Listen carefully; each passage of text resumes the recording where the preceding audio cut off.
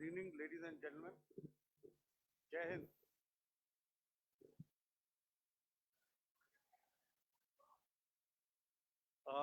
Welcome to this special press conference on Operation Sindoor.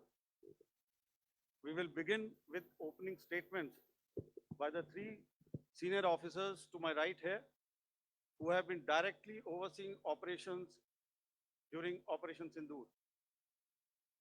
We have Lieutenant General Rajiv Ghai, Director General Military Operations, who will cover the aspects related to land domain. Air Marshal A.K. Bharti, to his right, Director General Air Operations, will provide insights on the air domain. And to my right is Vice Admiral A.N. Pramod, Director General Naval Operations, who will cover aspects on maritime domain. Following their briefings, we will move on to the question answer session. I now request the DGMO to commence the opening brief. Thank you, Sandeep. A very good evening to all of you, ladies and gentlemen. You are all by now familiar with the brutality and the dastardly manner in which 26 innocent lives were prematurely terminated at Pahalgam on the 22nd of April. When you combine those horrific scenes and the pain of the families that the nation witnessed with numerous other recent terrorist strikes on our armed forces and defenseless civilians, knew that the time had arrived to make yet another compelling statement of our resolve as a nation. Operation Sindoor was conceptualized with a clear military aim to punish the perpetrators and planners of terror and to destroy their terror infrastructure. What I do not state here, of course, is the often stated determination of India and its intolerance to terror. It set into motion a very diligent and microscopic scarring of the terror landscape across the borders and the identification of terror camps and training sites. The locations that emerged were numerous, but as we deliberated more, we realized that some of these terror hubs were now bereft of any presence and had preemptively been vacated, fearing retribution from us. There was also a term of reference and our own binding, self-imposed restriction to target only terrorists and thus prevent collateral damage. There were 9 camps that you are now all familiar with, which were confirmed by our various intelligence agencies to be inhabited. Some of these were in POJK, while there were others that were located in the Punjab province in Pakistan. Nefarious places such as Muridke, the hub center of the Lashkar-e-Taiba, has over the years bred infamous characters such as Ajmal Kasab and the likes of David Headley. What followed was a careful scrutiny of each of these sinister locations, their layout, configuration, even the type of construction in each structure, and the terrain obtained around these. This was with an obvious intent to deduce and identify the exact vector that was required for their neutralization, as also the eyes in the sky that we would send up to ensure that we brought back evidence that we had indeed targeted what we set out to. The precise images of these engagements on that fateful and historical night have already been showcased during the first press statement on the 7th of May that was helmed by our Foreign Secretary. I have no doubt in my mind that we achieved total surprise, and those strikes across those 9 terror hubs left more than 100 terrorists killed, including high-value targets such as Yusuf Azhar, Abdul Malik Rauf, and Mudassir Ahmed that were involved in the hijack of IC-814 and the Pulwama blast. The line of control was also violated soon after by Pakistan, and the erratic and rattled response of our enemy was apparent from the number of civilians, inhabited villages, and religious sites such as Gurudwaras that were unfortunately hit by them, leading to a sad loss of lives. The Indian Air Force played a major part in these strikes by engaging some of these camps, and the Indian Navy provided wherewithal in terms of precision munitions. The Indian Air Force obviously had their assets up in the sky, and I will here request Air Marshal Bharti, the Director General of Air Operations, to detail for you the methodology that the men in blue adopted to successfully manifest this mission. Thank you, Rajiv. A very good evening, ladies and gentlemen. It indeed is a difficult time that we have to come here like this and brief you. We could have done without this, but we had no choice. As the DGMO has detailed, the event was precipitated by the Dastardly Act at Pahalgam. The sequence of events have already been detailed.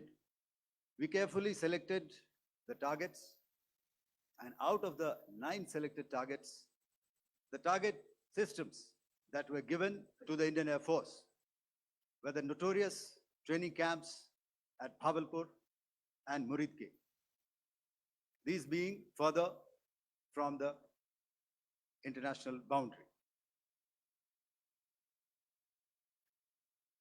Through critical target system analysis, we analyzed what was to be done to annihilate these targets and plan to engage these targets with precision air-to-surface guided munitions so as to avoid collateral damage.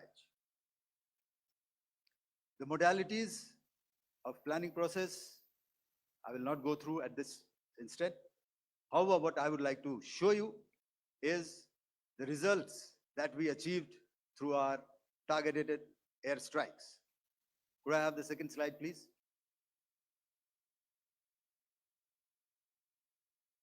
Yeah, change, please.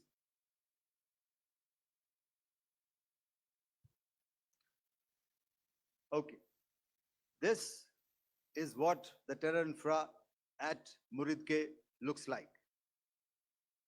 If you see, north is as indicated, and to the right is east, where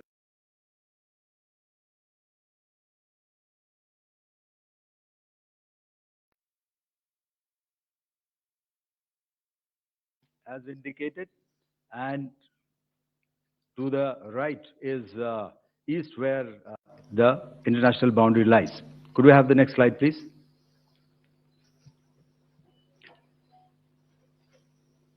Orientating. Just go back to one slide. Okay. Please have a look at this red building, the series of buildings out here, and this empty ground. Next. If you relate, the empty ground is here, and you see this is the first weapon that is impacting. This is the impact point number 1 on Muridke training camp with our precision guided weapons on early morning 7th. Next, please. Keep your eyes glued for the second weapon coming in, and the second impact on the selected target point. Next slide, please.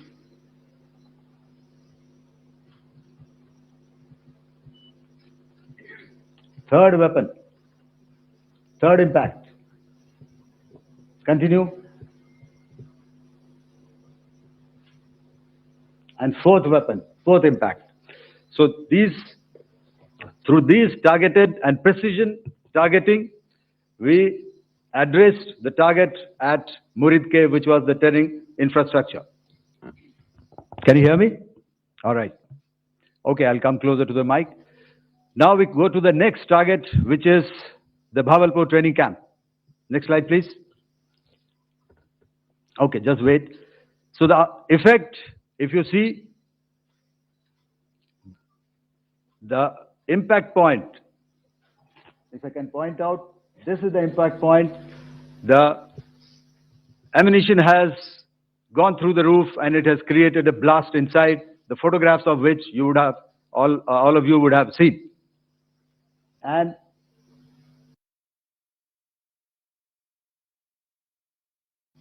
the red building, after that, there was this double-story building. It has been completely decimated by our precision targeting.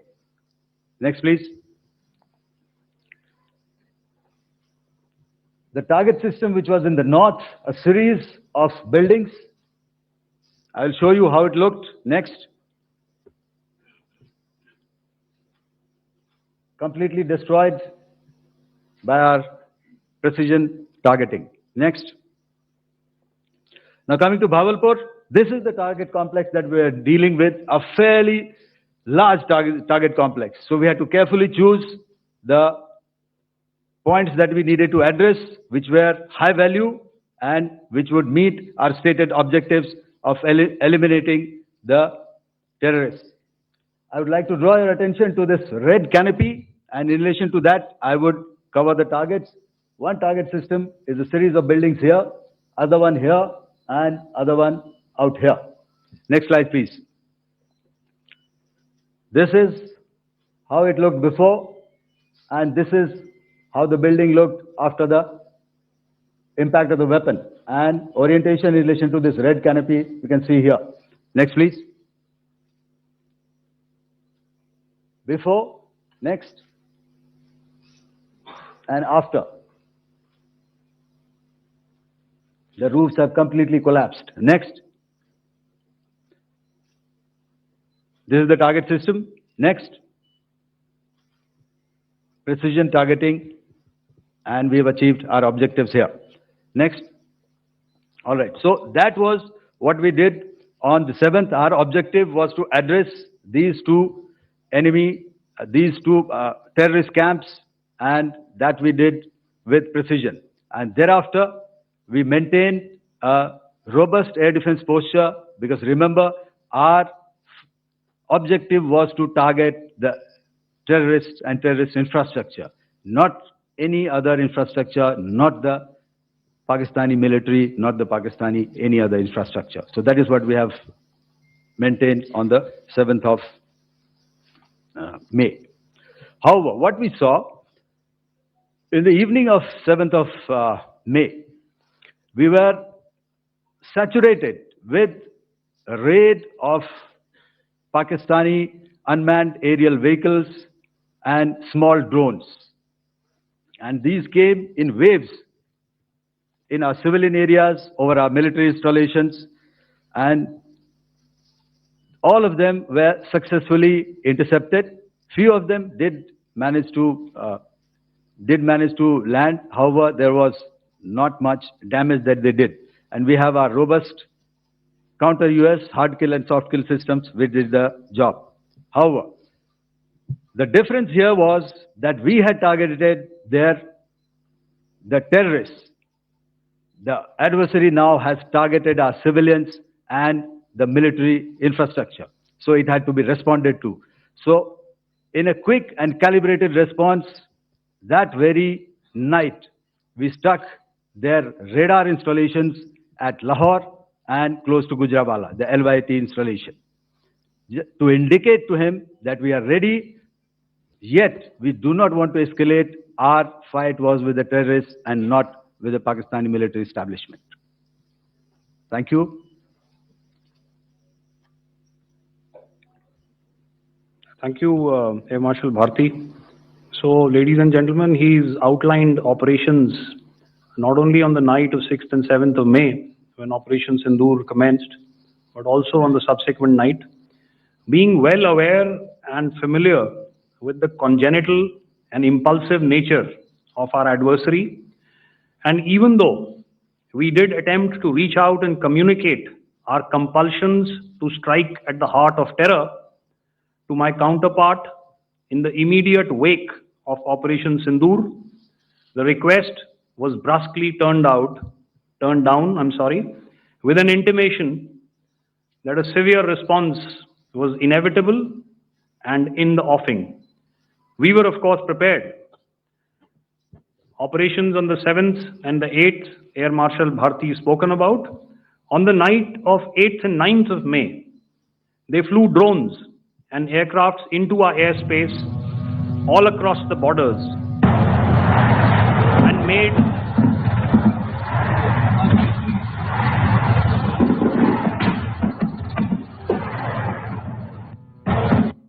and made largely unsuccessful attempts to target numerous military infrastructure.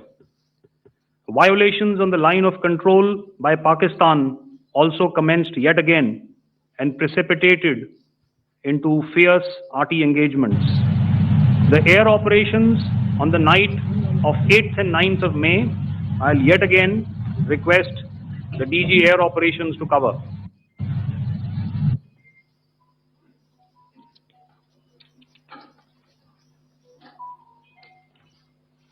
So I just covered what happened on the night of 7th and 8th. What we found that on the night of 8th and 9th, starting as early as 22:30 hours, our cities had a mass raid of drones, unmanned aerial vehicles, UCAVs, starting right from Srinagar, going down right up to Nalia. It was a mass raid in waves, and it was relentless. However, we were prepared, and our air defense preparedness ensured that there is no damage on ground or to any of the intended targets that the enemy might have planned for. The difference between 7th night and 8th night was that on 7th night, he sent in his Jihad class of UAVs. However, these UAVs can go some distance, they are armed. However, on the 8th, less numbers of armed UCAVs were there or UAVs were there, and more numbers of quadcopters, maybe for surveillance or just for harassment of civilians. This continued till midnight. Our air defense preparedness ensured that there was no damage on the ground, either to the military installations or to the civilians. However, the enemy had yet again shown that he wanted to up the ante and he wanted a fight, and we were up to the task. In a measured and calibrated response, we once again targeted his military installations, which included his SAM sites at Malirkant. This also included his surveillance radar sites at Lahore and close to Gujranwala. These were suitably addressed, and thereafter his drone attacks continued even till morning, which we countered, and during the daytime there was some respite. Here I would like to bring out another aspect. What we found was that while the drone attacks were being launched from somewhere close to Lahore, enemy had allowed his civilian aircraft to also continue to fly out of Lahore. Not only his own aircraft, but international passenger aircraft, which is quite insensitive, and we had to exercise extreme caution, even at the cost of some tactical disadvantage to ensure that there is no damage to any of the civilian aircraft. And this was also brought out in our press briefing during the day. So I will now hand over to my colleague to cover the events of 9th onwards. On land, we also undertook certain measures such as deployment of air defense and electronic warfare assets to establish an integrated grid with the Indian Air Force, and I have seen and heard some of you wax eloquent about the benefits of such an architecture when it comes to negating and combating air intrusions. We also carried out deployment to include movement of our forces in the land, sea, and air domains. The night of the 9th and the 10th of May saw similar intrusions by drones and aircrafts, and this time there was a concerted effort to target airfields and some very, very important logistic installations, albeit yet again unsuccessful and denied gallantly and efficiently, I must say, by the integrated Indian Air Force and Indian Army Air Defense. We further strengthened our deployment and also initiated some pressure points to send a very clear and unambiguous message to the other side to desist from any misadventures on land.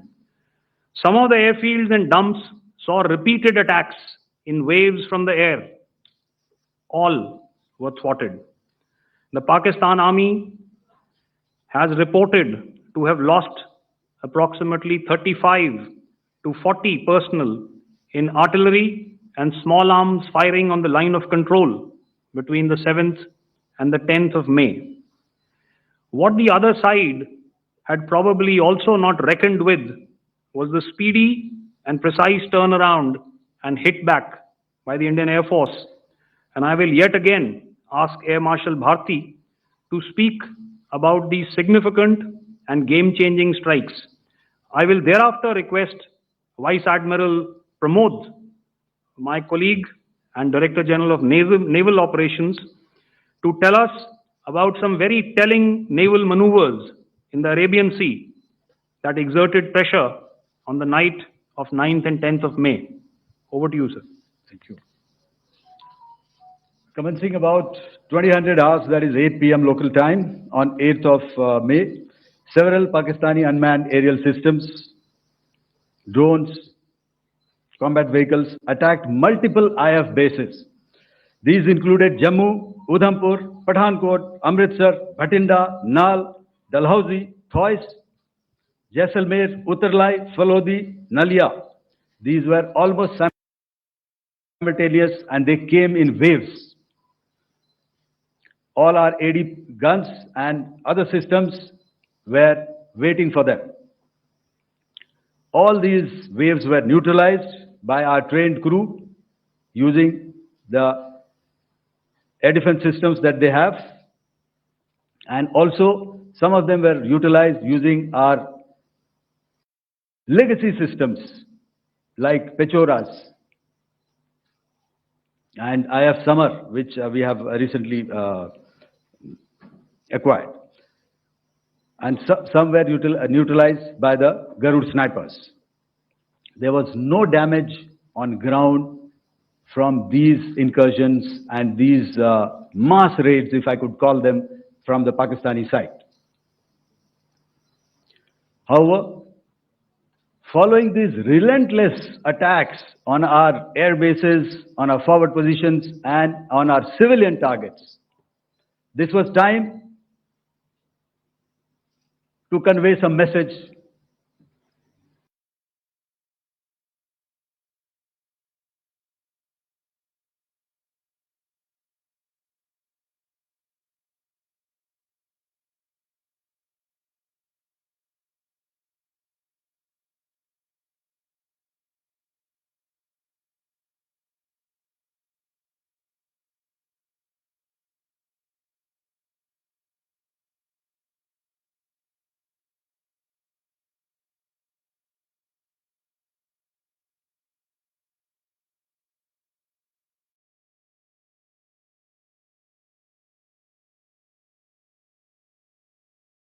the UAE complex at Murid, Rafiki, radar at Chunia, which I will show you, Rahim Yar Khan airfield, and the unmanned combat aerial vehicle hangar at Sakar.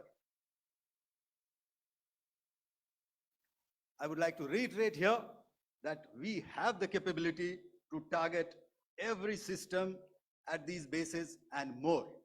However, it was only a measured response to instill good wisdom to our adversary to refrain from further escalation. IF response was directed only at military installations, avoiding civilian and collateral damage. I would now like to show you some of the effects that have been achieved as a result of our air operation.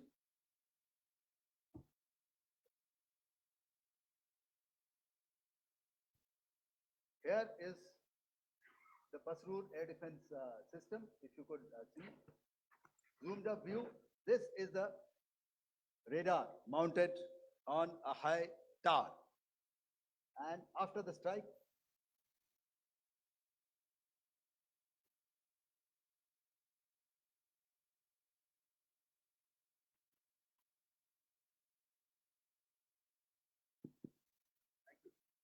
can you hear me? Yeah, thank you. And after the strike, this is what has happened. This radar has been taken out, completely burnt. Next slide, please. The Chunia air defense radar, which was taken out on 7th and 8th. This is the radar site. A blown up photograph, once again, on a tower. Not very clear, but what you see very clearly is the after effect after we have stuck. The radar head has been completely decapitated. Next slide, please. Arifwala air defense radar. In this complex, you see how it looked before, blown up image, and after really blown up. Next. Now coming to Sargodha airfield. Remember, this is one of their important airfields wherein they have a lot of assets, F-16s, other assets which they keep getting, training institutes. And we have stuck this airfield. It is not, if you zoom in here, then one impact point here on the runway and second impact point of our weapon, precision weapon on the runway. And if you see this blown up, repairing going on. Same here. Next. Rahim Yar Khan. This is the area we have stuck. A deep strike out here and one complex here. So this is how it looked before, and same. You see a big crater, another crater here, and this complex after strike neutralized. Next. Chaklala airfield, Noor Khan, once again a major air base, a lot of their logistic assets out here. This was the chosen complex that we intended to strike and convey a message. Next slide, please. This is how it looked before, and this is how it looked after our strike. Next. Sakar. We chose the radar site at Sakar. This is the radar site. And after it was struck, this is the aftermath, completely burnt out. Next, please. Aircraft shelter. This is how it looked before the strike, and this is how it looked after the strike. The roof of the buildings completely caved in and burnt. Next.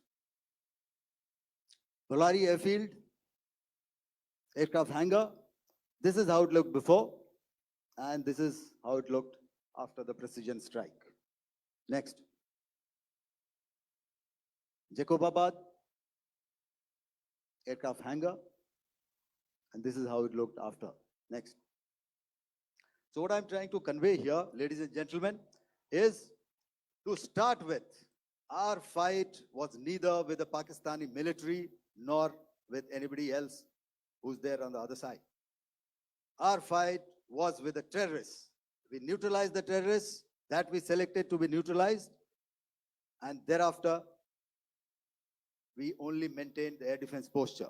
However, we were relentlessly pounded by waves after waves, night after night, by his UCAVs, by his drones, and by his other unmanned aerial systems. And that left us with no choice but to retaliate. And yet our retaliation was calibrated, it was graduated, and it was proportionate. Thank you.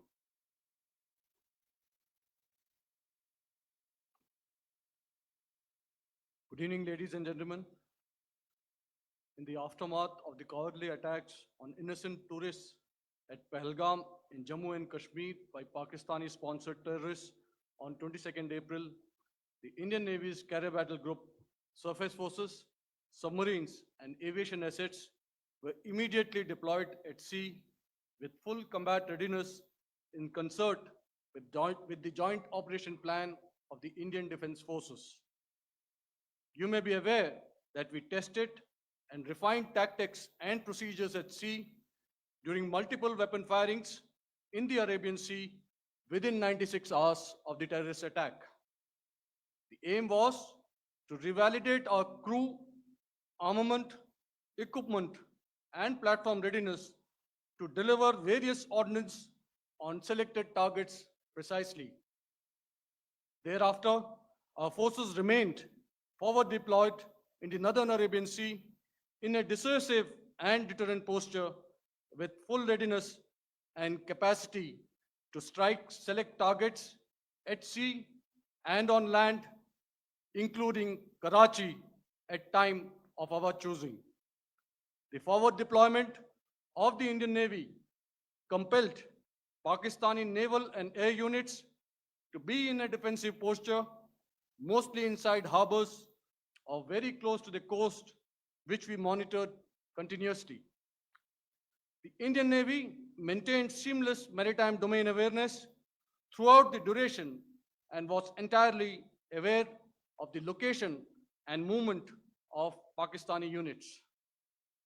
In effect, we had and continue to have good battle space transparency using our maritime domain awareness grid. As you are aware, our response has been measured, proportionate, non-escalatory, and responsible from day one.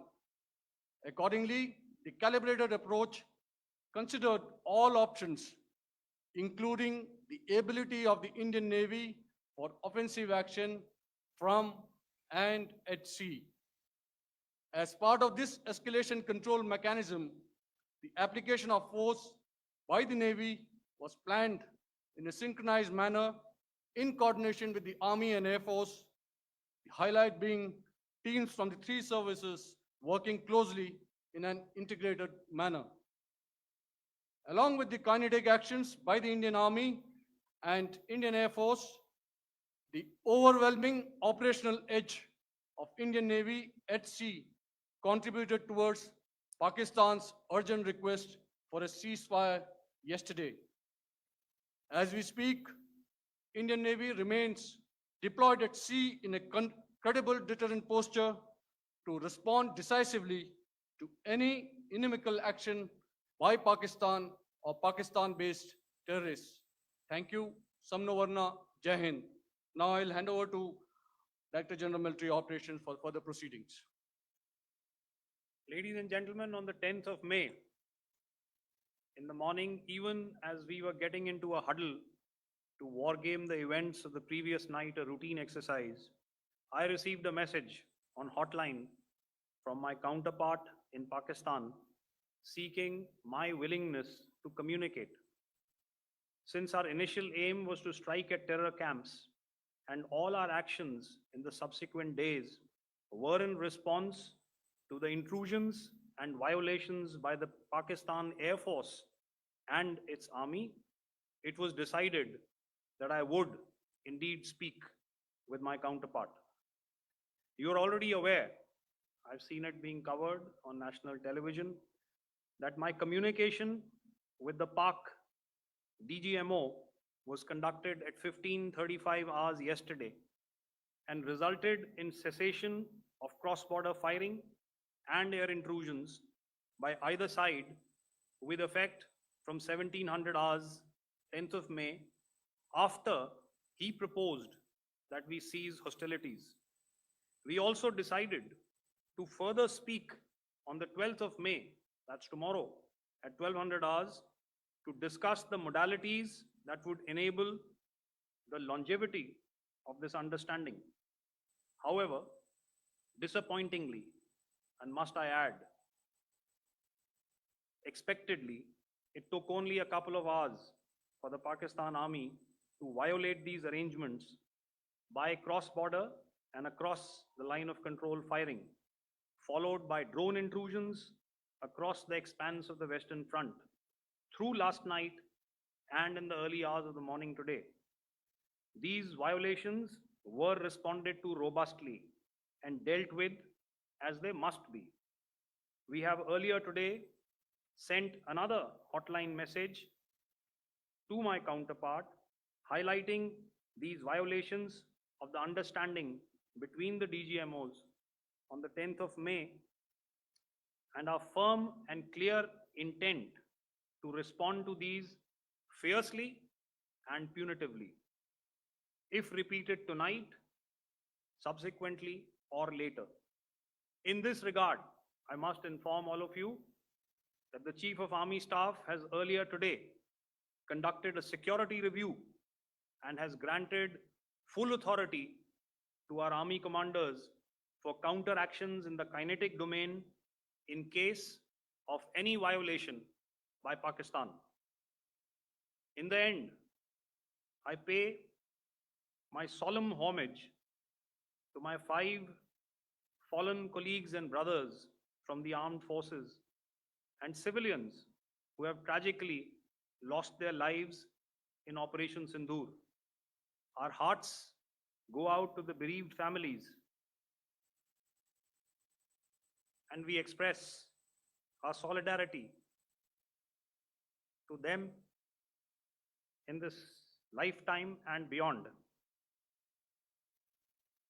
at this grave juncture in their lives. Their sacrifices shall always be remembered and spoken of in glowing terms by a grateful nation. We have thus far, ladies and gentlemen, exercised, and my colleague Pramod highlighted this, immense restraint, and our actions have been focused, measured, and non-escalatory. However, any threat to the sovereignty, territorial integrity, and safety of our citizens will be met with decisive force. Jai Hind. Okay, ladies and gentlemen, we are now open for questions. All right, now since I would not know all of you, I would expect you to please raise the placard or your hand, and once I indicate, I expect you to please give out your name and the media group that you belong to. Keep your questions short so that we can take as many questions as possible. Also, ladies and gentlemen, kindly bear in mind that confidential aspects may not be answered by the 3 DGMOs. Right. I've got a lot of hands there. Let me start from the left. Left foot always in front when we start marching. So here we have to the left, okay. Yeah, 238.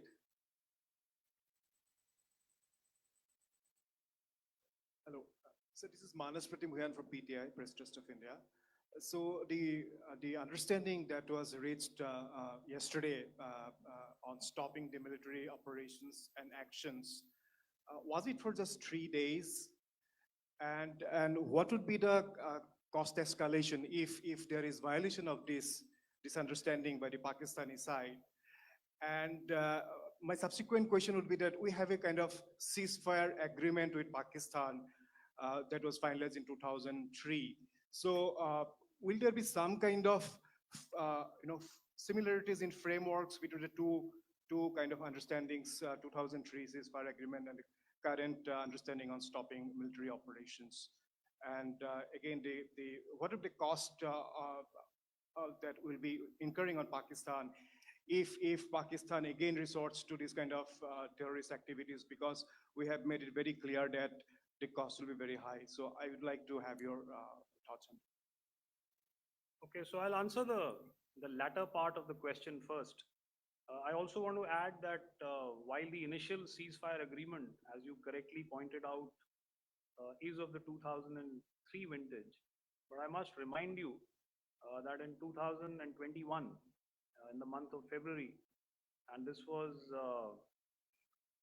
then when the crisis in Eastern Ladakh was also on, the two DGMOs had spoken and arrived at a ceasefire understanding that lasted right up until this unfortunate attack at Pahalgam.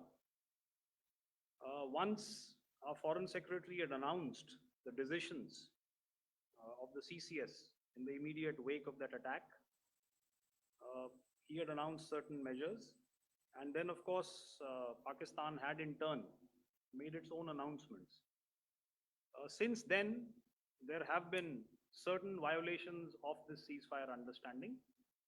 And of course, after the 7th of May, like I pointed out during my statement, that there have been numerous violations on the line of control, especially, and of course, along the international boundary by the Pakistan Army and the Pakistan Air Force. This understanding that we spoke about yesterday, no, it was not for 3 days. It was first to stop aggressive and hostile activities immediately, let that order and direction settle down for about 36 hours, and thereafter discuss modalities, like I said, to ensure its longevity.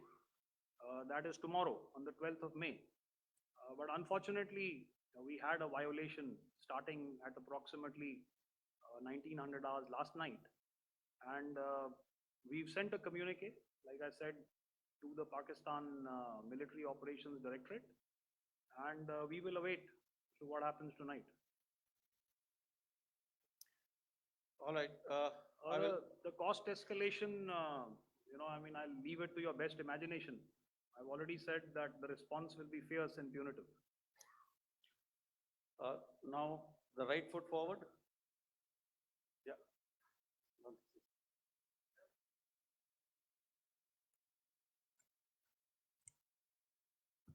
Sir, I'm Ajit Dubey from ANI, sir.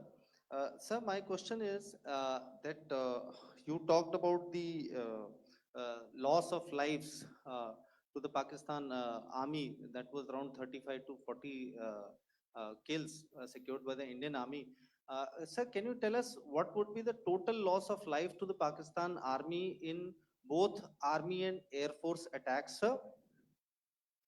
And how good was the performance of the BrahMos, Scalp and the S-400 during the operations? And sir, since we have, sir, just one No line, multiple questions. sir. All right. And since, sir, we have achieved such a spectacular, we have made good achievements in this entire operation, can we say that we have emerged victorious, or we have a big upper hand over the Pakistanis in this entire conflict? Thank you very much, sir. So I'll answer the question about the loss of lives on the other side. Of course, there are various means to ascertain that number. There is information from various agencies that come in. There are, of course, on the line of control, other ways to find out as to what has been the effect of what you are doing there in ceasefire violations. So therefore, I mentioned 35 to 40 on the line of control, and please remember that once Operation Sindoor was launched, the responses of the Pakistan Army were also on Indian Army or the Indian Armed Forces infrastructure. Let me put it that way. So that's why I did not cover casualties of the Pakistan army, at least in the initial phases of battle, because those were not our targets. Our targets were terror oriented. And of course, later, once they launched air intrusions and air operations on our infrastructure, we've used heavier weapons, and of course, there would have been casualties, but those are still being assessed. The effects of the weapons that you mentioned, I will request Air Marshal Bharti to apprise all of you about those. Good evening, Mr. Chief. How are you? Ajit, okay, the meeting sometime. I never mentioned about any of the weapons that we use. Check. Okay. What I was saying, that I never mentioned of any of the weapons, the caliber that we used. All right, so we'll leave it at that. Those are matters of operational details which I would not like to go into. But suffice to say that whatever methods and whatever means we have chosen, it had the desired effects on the enemy targets. How many casualties? How many injuries? Well, to start with, our aim was not to inflict casualties, but in case there have been, it is for them to count. Our job is to hit the target, not to count the body bags. And the last part of your question, I wonder if you read out the tweet on ADGPI at midnight once we'd done what we had to in Operation Sindoor. And that's credit to my friend here on the left. Justice has been served, Ajit. That is all that I will say. Ajit, I'll request you to, refrain putting words into his mouth. All right. Yeah, I'll come back to the left. 147. Sorry, 47. No, 47. Did I see it here or? Yeah. Good I evening, saw it there. gentlemen. Sorry, 147, I saw it there. Sorry. Yeah, since I've already said 147, start please. Hi, sir. Good evening. This is Shivam Patel from Reuters News Agency. Thank you for giving me the opportunity. My question, sir, is how many military targets did Indian Armed Forces strike in Pakistan in response to the attacks from Pakistan? How were these targets selected? And how many troop casualties have been there in total on both sides, if you could give details? Thank you. I'm sorry, where are you? I haven't Yeah, spotted his. he's to the Yeah, right. okay. Can you just repeat that for me, please? Sure, sir. So my name is Shivam Patel. I'm from Reuters News Agency. My question is, how many military targets in total did the Indian Armed Forces strike in Pakistan in response to the attack from Pakistan? How were these targets selected? And how many troop casualties have been there on both sides, if you can?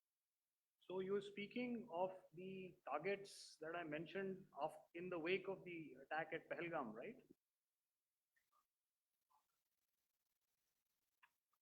Yeah, I think it's amply clear to everybody here that the Pakistan army has not crossed the international boundary, neither in the plain sector nor on the line of control. So the intrusions have been in the air. There have been certain attempts on the line of control when ceasefire violations have been on to try and infiltrate and carry out and perpetrate activities that we are all very well familiar with. Whether these are by terrorists or by the Pakistan army or its special forces and commandos is difficult to say, but each of these have been effectively thwarted.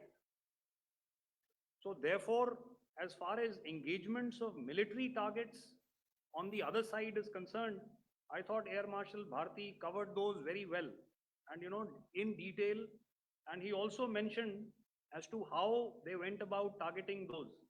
I think those images were very clear and very, very graphic in telling us as to what we needed to hit. And you'll remember right at the outset, I said that we even went into what was the construction in each of these locations, and therefore decided on the vector that had to be utilized. please. Okay, if I could add to what the DGMO has said, I have already detailed the targets. Now, whether it is X numbers or Y numbers is that is immaterial. And what damage have we inflicted? You have seen. What are the casualties on the other side? As I said, that is for them to count. As far as we are concerned, from the air defense side, if they had a choice, they would have definitely come in. They are fighters, there are more numbers of UCAVs. It is not that they did not intend to come in. It is only that our robust AD posture prevented them from coming in. So that must be known, and that must be realized by all the audience here. Yeah, I'll come to the left now, 24.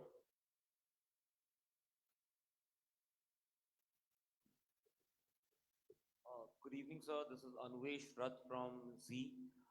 Sir, I wanted to know on the first briefing, which was done by FS and two representatives from Air Force and Army, you showed a list where there was 21 places in that list. You have stuck 9. Are more operations going to be held? Is Operation Sindoor still on? And the second question, thank you, sir. Thank you so much. And also, I Thank- want to congratulate all three of you for a fantastic operation that you guys have done. Thank you so much. Thank you so much for that one question. Yeah. Sir, the question. Unfortunately, Rath, is that your name? I'm sorry. You know, as far as operational details are concerned, I'm not in a position to share those right now. But I think I'll take a cue from Pramod. You know, he said towards the end that the Indian Navy is still in a posture that is deterrent. And I have already made it very clear towards the end of what I said that it's only a couple of hours ago that the Chief of Army Staff has carried out a security review, and he's authorized our army commanders to deal with violations of any kind from across the borders in a manner that they deem fit. So again, to reiterate, the response will be fierce and it will be punitive.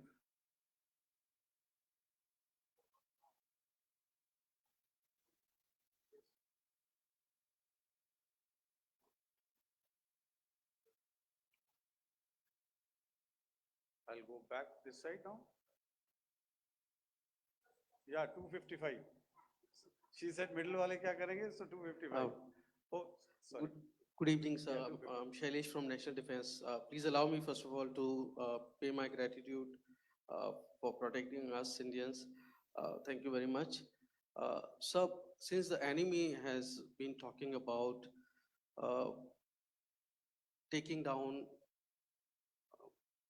our aerial platforms, it would be deemed fit in case we can reveal that we have taken down their fighter jets. What could be the number? Though you said that they may be not good to reveal the platforms, but since this has come from various quarters in Pakistan, so I believe that we need to answer in case if you can, sir, if you may allow. The question is for me. Yes, sir. Okay, and if I get it right, you want to know how many of their planes we have downed? Yes, sir. Yes, sir. All right. See, as I said, their planes were prevented from coming inside our border. All right. So we do not have the wreckage with us, but definitely we have downed a few planes. Numbers, we would not like to hazard a guess out here. Okay. I have the numbers, and we are getting into the technical details of it to establish it. So I would not like to put a figure at this time, but definitely there are losses from their side which we have inflicted. Were they Please don't ask. were they fourth generation plus, sir? No, See, sir, you're putting words into my mouth. Why do Sir, you say fourth generation? Let us make it high tech. Thank you so much, sir. all right. Thank you. Yeah, 163.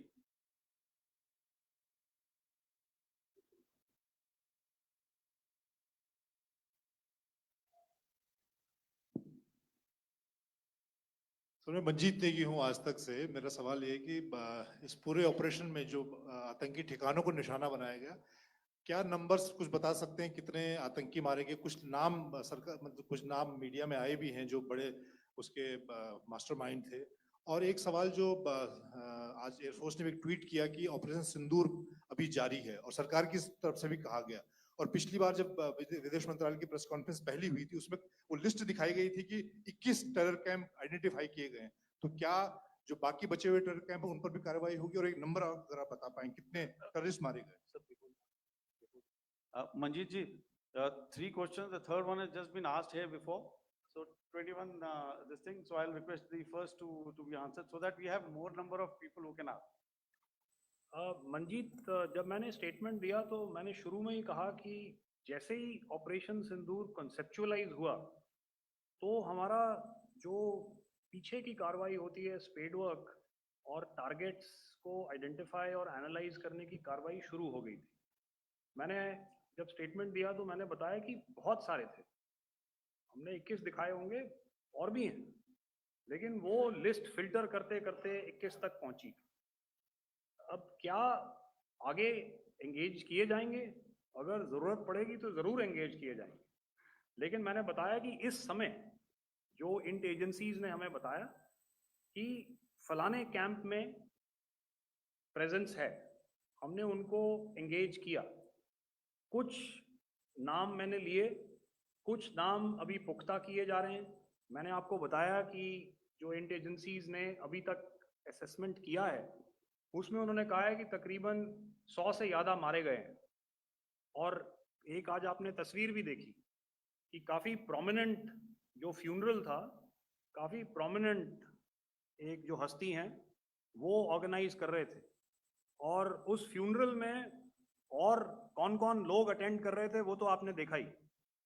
तो आप लोग सब समझदार हैं और मुझे ये कहने की ज़रूरत नहीं है कि इन लोगों को कहाँ से सपोर्ट मिल रहा है। अगर नहीं मिल रहा होता तो ऑपरेशन सिंदूर नहीं होता, तो उसी की वजह से है ये operation.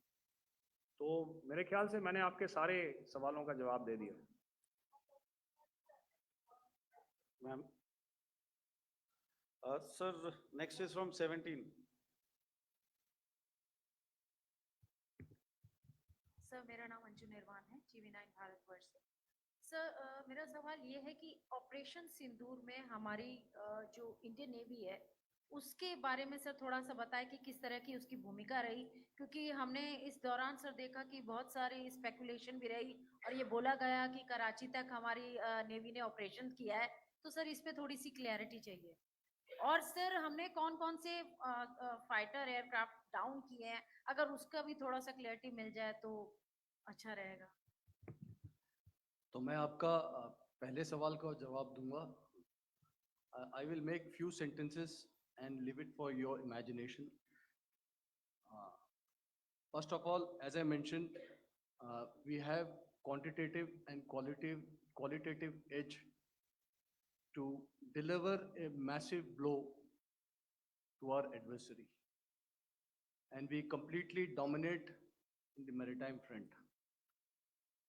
Indian Navy's action is part of the escalation ladder mechanism which we have worked out amongst 3 services. This time, if Pakistan dare take any action, and Pakistan knows it, what we are going to do. That's all.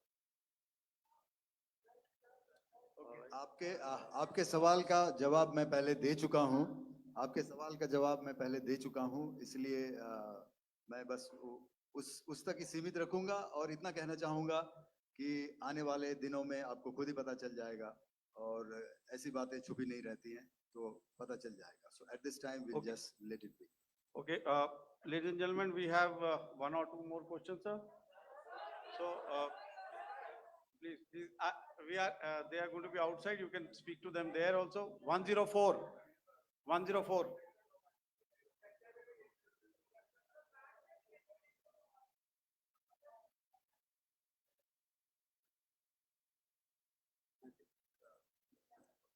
Yeah, ask. Sir, Dinaka with the Hindu newspaper. Are you surprised that you got this question? No, sir. Just look. Sir, can you give a number of assets we lost? Because there's been a lot of speculation going on, international media writing a lot of things about our platforms, including Rafales. I mean, Pakistan claiming that Rafale has been downed, etc. Can you put that question to rest and clarify on that? I guess that question is for me. All right, I'm happy that you've asked this question. You know, we are in a combat scenario, and losses are a part of combat. The question that you must ask us, okay, and indeed that we must ask ourselves, you inclusive, is have we achieved our objectives? Have we achieved our objective of decimating that terrorist camp? And the answer is a thumping yes. And the results are for the whole world to see. As for the details, what could have been, how many numbers, which platform did we lose? You know, at this time, I would not like to comment on that because we are still in a combat situation. And if I comment on anything, it will only be advantage adversary. So we don't want to give him any advantage at this stage. All I can say is that we have achieved our objectives that we selected, and all our pilots are back home. Thank you. Okay, hold, please don't, please be civil here. So we'll have 220 now. Hello sir, this is Anita Chaudhary sir from Swadesh newspaper. मेरा सवाल है क्योंकि ये हमारे जो पहले जो action रहा वो आतंकवाद के खिलाफ रहा, तो आतंकवाद में अजहर मसूद की तरफ से एक बयान जारी किया गया था जिसमें उन्होंने कहा कि हम इसका बदला लेंगे और जाज जाज रुलाएंगे। तो क्या अगला, अगर खुदा न खास्ता अगला टेरर अटैक किसी भी तरह का होता है तो क्या उसे एक्ट ऑफ वॉर में हमारी तरफ से लिया जाएगा और उसका क्या माकूल जवाब दिया जा सकता है? मेरा इसमें सिर्फ एक ही जवाब है आपके लिए कि हमने अपनी कार्रवाई करी। हमने उसके बाद मैंने अपने स्टेटमेंट में भी बताया कि ये कम्युनिकेट करने की कोशिश करी कि हमने इस तरीके से ये जो स्ट्राइक्स हैं वो क्यों की। लेकिन जो हमारा एडवर्सरी है उसने जैसे मुनासिब समझा वो कार्रवाई करी। तो आपने देखा कि ये जो एक्टिविटीज़ चल रही हैं 3-4 दिन से, ये कोई वॉर से कम नहीं है। नॉर्मल सर्कमस्टांसेस में एक दूसरे देश की एयर फोर्सेस हवा में नहीं उड़ती हैं और एक दूसरे के ऊपर स्ट्राइक्स नहीं करती हैं। हर रात इंट्रूजन्स नहीं होते हैं। लाइन ऑफ कंट्रोल पर सीज फायर वायोलेशंस, आपके एक साथी ने सवाल पूछा था शुरू में, एक सीज फायर अंडरस्टैंडिंग था, वो भी जा चुका है। उस सीज फायर अंडरस्टैंडिंग के जाते जो फायरिंग हो रही है लाइन ऑफ कंट्रोल में, उसमें घुसपैठ की कोशिश हो रही है। आमतौर पर ये घुसपैठ लाइन ऑफ कंट्रोल में टेररिस्ट करते हैं, लेकिन हमें इंफॉर्मेशन है कि हो सकता है ये पाकिस्तान आर्मी की टोलियां भी हों जो हमारे पोस्ट के ऊपर खामी पहुंचाने की कोशिश कर रही हैं। तो ये सारी एक्टिविटीज़ तो वॉर में शामिल हैं। तो ये कहना मुश्किल है कि आगे क्या होगा, वो स्पेक्यूलेटिव जोन में आ जाता है और मैं स्पेक्यूलेट नहीं करना चाहता। हर एक सिचुएशन अलग होती है और उससे एक तरीके से डील किया जाता है। मैं एक सवाल इसका मैं जवाब देना चाहता हूँ, एक मिनट। सो जो मिलिट्री होता, our main job is to prevent war and maintain peace and stability. So it is not that our response is a graded response. That means अगर किसी ने किया तो उसको graded उसमें किया, जैसे terrorist action हुआ तो what we did is a terrorist action and then we destroyed all the terrorist camps. उसके बाद आपने देखा कि उनने थोड़ा सा कोशिश किया तो हमारे एयरफोर्स और आर्मी ने क्या किया, तो मिलिट्री टारगेट्स हैं उनके ऊपर थोड़ा। So our aim is to maintain peace and tell our adversary that you do this and the response will be bloody. Okay, now as per the, please, we'll have 166 and 25, and after that, no more, please. Sir, Sir, this side. Ladies and Excuse me, gentlemen, please Sir. maintain, Sir, I this side, request you to sir. please be quiet. Jal Ghai, No, this side, sir.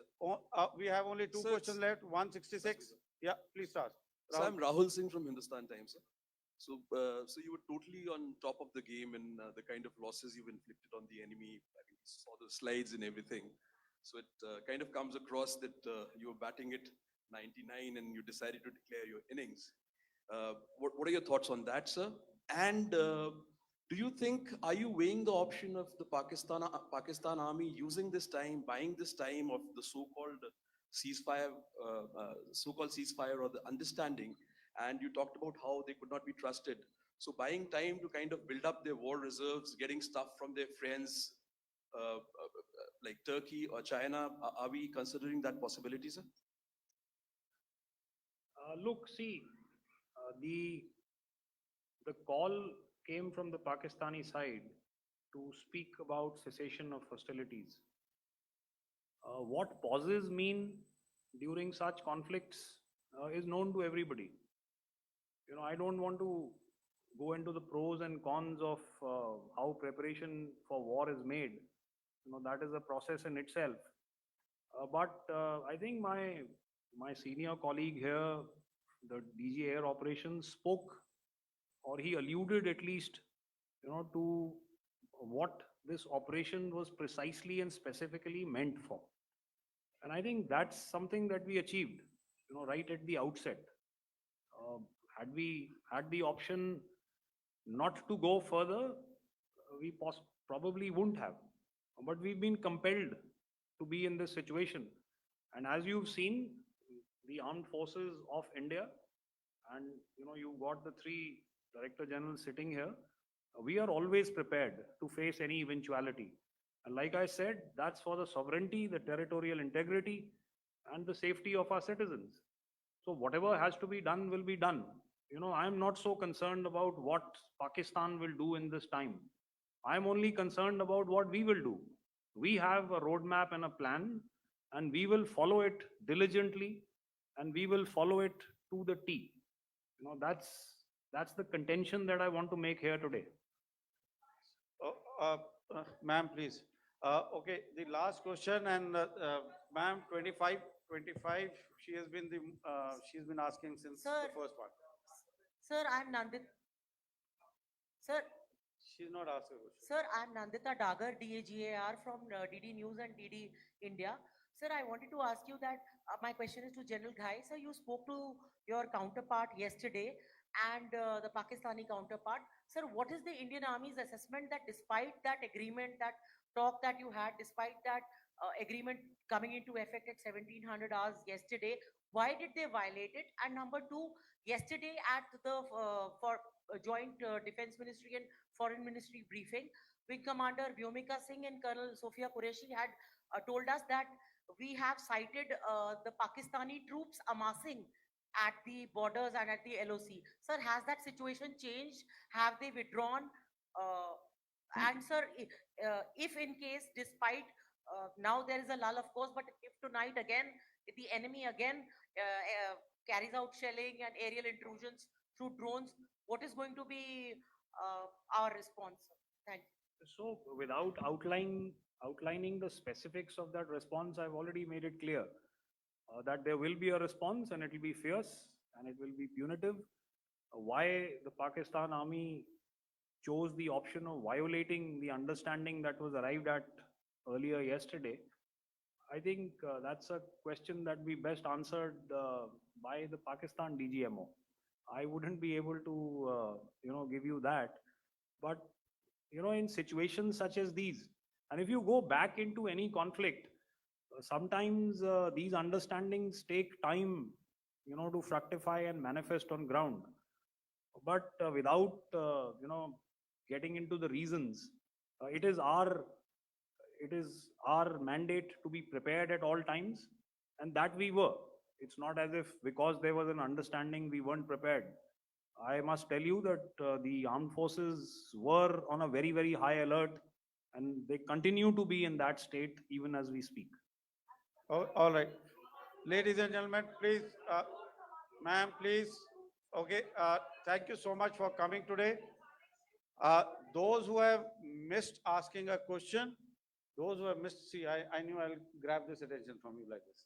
Those who have missed the opportunity to ask a question can give me a written one. I will definitely get back to you with that. And also, they are most, they are invited for a cup of tea in my office day after tomorrow.